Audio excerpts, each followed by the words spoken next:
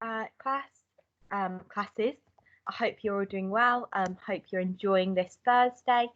Today we're looking at time and timetables. Now this work says it's year 4 work. Now I've looked through it. I don't think it's too hard for you at all. Okay, because we've been learning so much recently and you've been doing so well with all your homeworks at lots of 100%. So I thought we'd challenge you today and tomorrow with a little bit of year 4 work. So let's start the lesson. Remember, you can have a lesson up beside me, or you can do it afterwards. You can find it just in the first login page under measurement. Okay, and then you need to log into my portal and do your work. So let's get going. There are 60 minutes in an hour. 9 o'clock is written as 9.00. Okay, this is great revision. 5 minutes past 8 would be written as 8.05. Okay, you could say 5 minutes past 8 or just 5 past 8. This time we can see is 10 minutes to 6. When the minute hand, if it moved 10 dots around, or 5:10, then it will be 6 o'clock. So it's 10 minutes until it's 6 o'clock, 10 minutes to 6. And that would be written as 5:50, because 10 more minutes would be added to this to get 6 o'clock, because remember there's 60 minutes a day. You could say 10 to 6. If you saw it like this, you might say 5:50. 7:30. We can see this 7:30 because we know that if the minute hand's on the 6, it's 7:30, and the hour hand's between 6 and 7, 7:30. This one, we can see it's between the 6 and the 7, and the minute hand's on the 3, which shows it's 6:15. 6:15. This one, we can see that it's on the 9, so it's 9:45, and it's nearly on the 10 o'clock, so it's 9:45. If you're writing that on an analog, digital clock, then remember it would be 9:45, and 15 minutes added to that would make it 10 o'clock. Good. So we're going to write these times. Remember, you can either pause this and do it yourself or do it afterwards as hours and minutes. 9 o'clock, nice and easy. We know it's 9 hours and there are 0 minutes. 0, 0. 5:30. We know that it is 5 o'clock and we've got 30 minutes past 5. So we've got 3, 0. 8:15. We know it's 8 o'clock and 8:15 shows there's 15 minutes after 8. 7:45. Now this one we have to be careful because we do not want to write an 8 in there. That would not work. It's still 1/4 of an hour until 8 o'clock, so it has to be 7 something. So if we've got 1/4 of an hour to go, that would be 60 take away 15, or we know it as 45. 7 minutes past 6. Now, some of you might be tempted to do 6 and then put a 7 here, but that would be 6:70 something. But we know it can't be 6:70 something, so remembering our place value, we have no 10s and we have 7 1s. So we need to show that we do not have any 10s in our minutes. We must show that. We can't just put 6.7. 20 minutes to 7. So we know it hasn't reached 7 o'clock yet, so it's 20 minutes until 7, so it must be 6. And there are 20 minutes to go, so 60 take away 20 would be 40. So press play and see how a 24-hour clock works with AM and PM. We learned a little bit about AM and PM yesterday, morning and evening. And remember how many times it would go around the clock? Twice. So this is showing midnight. Midnight. Both are pointing to the 12. It's 0000. It's midnight. Let's watch. 1 AM. 2 AM. 3 AM. 4 AM. So this is the time where you usually be asleep. 5 AM, 6 AM. You might wake up around 7 AM. Good morning. 8 AM you might have breakfast. 9 AM you should be in school on a normal day. 10 AM, 11 AM. Okay, so We've got to 11 a.m. Now we're approaching midday. In an hour's time, it'll be midday, where a.m. changes to p.m. So when you have your lunch at school time, it's in the afternoon because it's 20 past 12 usually. So 12 p.m. is midday. Let's have a look at the afternoon lessons, afternoon time. So you can see here that it's going up.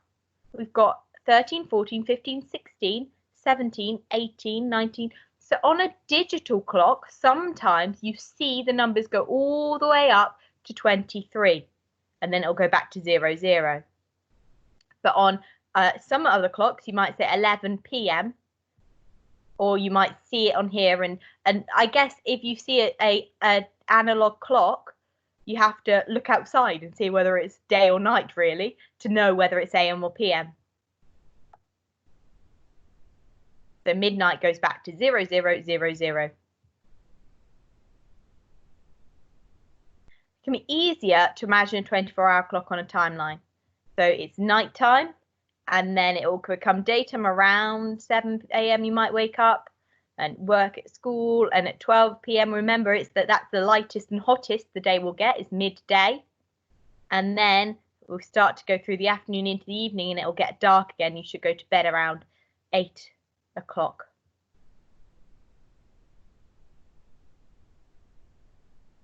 So you can see here the numbers are going all the way up to 24. Remember, it goes up to 23 and then it goes to 0, 0. But that could be 24. That's hour 24. And at the bottom it goes 12 to 12 and then 12 to 12 with the AM or the PM.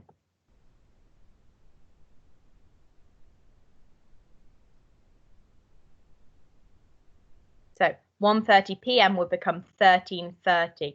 And if you had a timeline like this, it would be easy to work it out because you could see, oh, 3 p.m. I leave school, at 15 o'clock.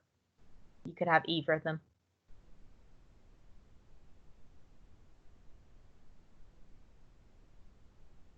So if it's before 10 a.m. in the morning, we might use a 0 to show that we haven't got to double figures yet.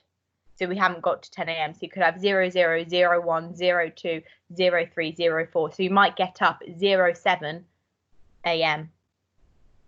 on a digital clock. Often you have the 0 in front of it. But if you wrote it without the 0, it would be okay. We'd still understand as long as you had the AM, as long as you showed that it was in the morning. Otherwise, we might think that it's in the afternoon.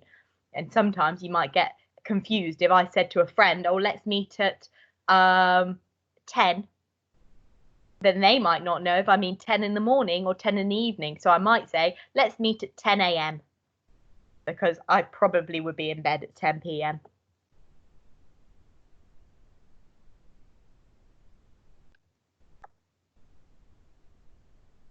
So we can convert these times to analog clock. Remember, digital clock, sorry. Remember, you can go and do it on yours, or you can watch this first. So on this one, I'm going to, I can see it's 6:33 a.m. and I know I need a 0 because it's still the morning before 10 o'clock a.m. 6, and we've got 33 minutes past the hour. Here, 9:56 p.m.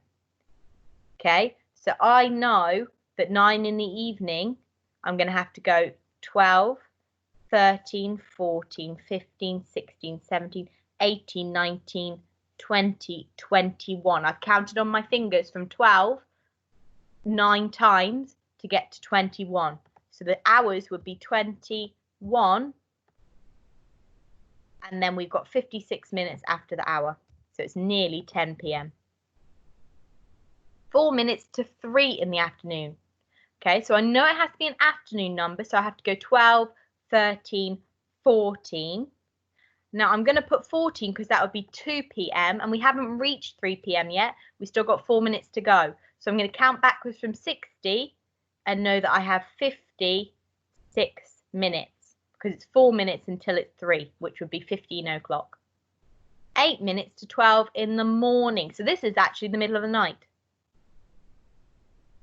So it would be 0, it was 8 minutes to 12. So it'd be 23 because we haven't quite reached the 0, 0 yet. And we would know there were 8 minutes to go, so that would be 52. And finally, 9:30 in the evening. So I'm actually going to be very cheeky here and look back up, because I know I've worked out 9 in the evening before on this one.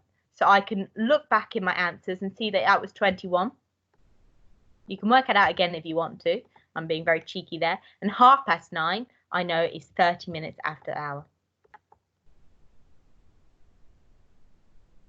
Ooh, that one. Now, I thought this one might be a little bit tricky because it says 8 minutes to 12 in the morning, which might mean that it's still the morning, and therefore when it gets to 12, it will turn to the afternoon.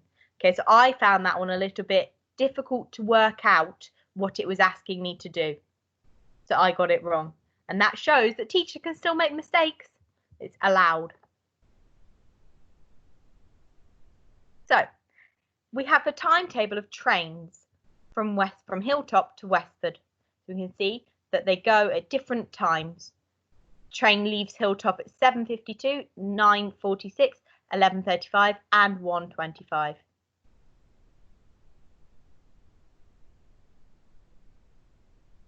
There are 4 different times that the train leaves and gets to each place.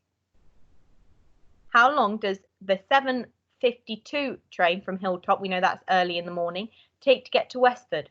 So we can have a look, 7:52 to 8:49. Okay, so we could work that out by saying that if it was an hour, it would go to 8:52, and then subtracting 3 minutes from 52 to 49. So that would be 57 minutes. It leaves Hilltop then, it gets to Westford then. So it would take 57 minutes. Now, I worked that out quite quickly, and it is tricky. This is year 4 work, okay? So if you didn't follow that, that is fine. If you did understand it, superb. Shows that you're a super good learner. Okay, so we can see here there are some questions that you can try. Now, I'm not going to work these ones out myself on the video, because I think I've done the video for long enough now. But if you want to try them, then you can. And on your homework, there might be some questions like this.